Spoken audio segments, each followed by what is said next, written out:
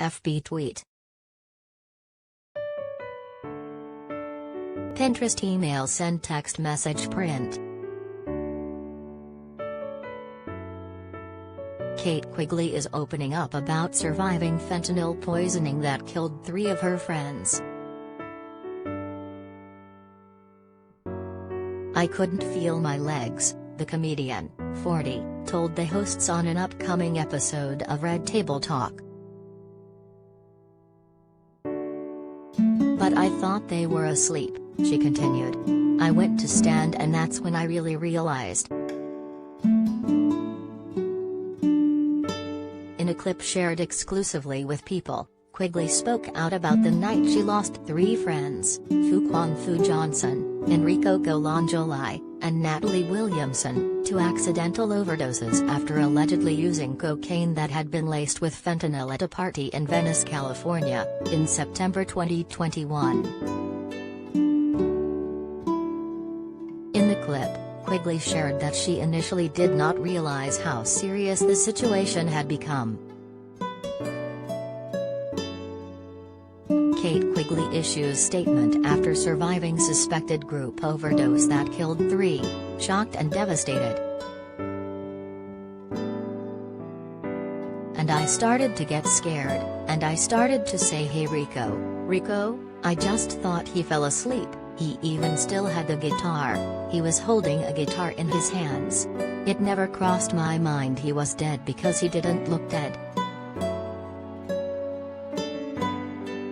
She said because of her positioning in the room, at that time, she couldn't see Johnson or Williamson.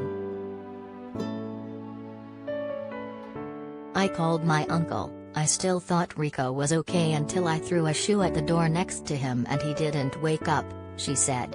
I started to panic and 2 minutes later my uncle walked in and immediately he walked over, touched him and he was cold and called 911. She continued, the rest was, see, this is the part that's hard to talk about for me. It was horrific. Host Adrienne Banfield Norris then expressed her support for the comedian. 3 of your friends died, Norris said to Quigley. Yeah, it was hard, Quigley said. How fentanyl became one of the biggest causes of drug overdoses in the U.S. On September 11, 2021, days after the accident, Quigley shared on Twitter that she had been released from the hospital and finally had the time and clarity to put my feelings on paper.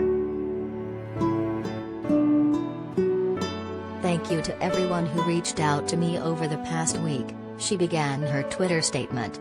I feel overwhelmed by the outpouring of kind messages and am incredibly grateful to be surrounded by a strong community of friends, family, colleagues, and fans who have offered their support during this time, and to the team of paramedics, nurses, and doctors who saved my life.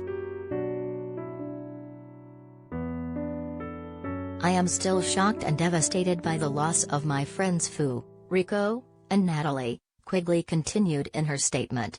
Words cannot describe the pain I am feeling and I will be changed forever by their passings.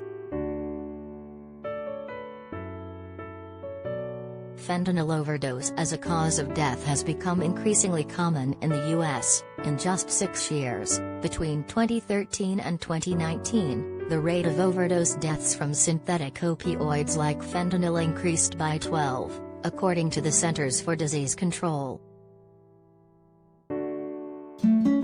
It's a problem that is reflected in a range of demographics, from celebrities like Prince, Tom Petty, and Mac Miller, who all died of accidental fentanyl overdoses, to people in rural towns in West Virginia to cities like Boston.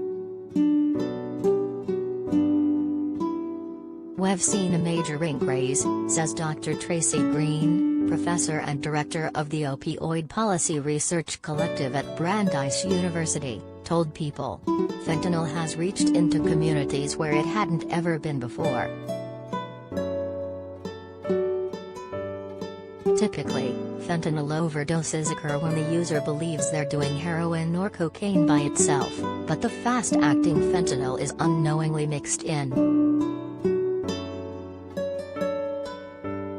If someone who's used to taking cocaine at parties who does a line of fentanyl or even cocaine that has some fentanyl in it, that can really be the difference between life and death, Green says. It's compounded because people aren't prepared, and they're not suspecting it.